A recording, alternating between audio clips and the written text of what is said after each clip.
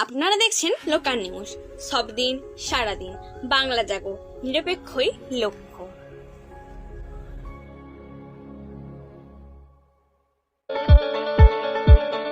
শীতের আবহে পিকনিক করতে গিয়ে রক্তদান শিবির। রক্তদান শিবির তো দেখেছেন, কিন্তু শীতের সময় পিকনিক করতে গিয়ে রক্তদান শিবির কখনো দেখেছেন?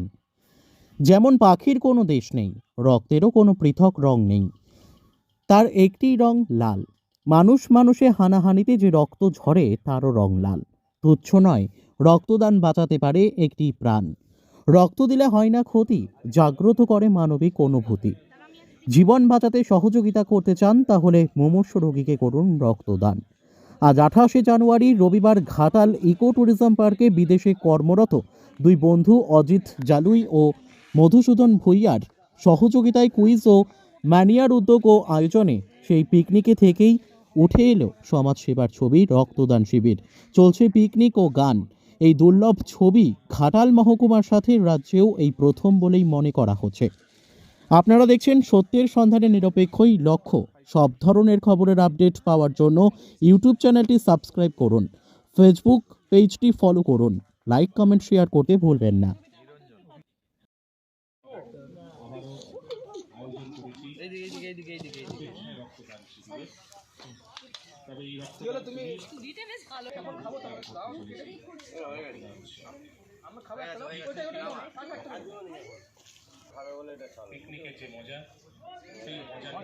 টিম কুইজোম্যানি আজ 28শে জানুয়ারি 2024 ঘাটাল ইকো ট্যুরিজম পার্কে পিকনিকে রক্তদানের আয়োজন করেছি। আসলে আমরা সারা বছরই একাধিক রক্তদান শিবির আয়োজন করে থাকি, কিন্তু এই শীতকালে আমাদের সকলের মধ্যে একটা পিকনিকের আমেজ থাকে।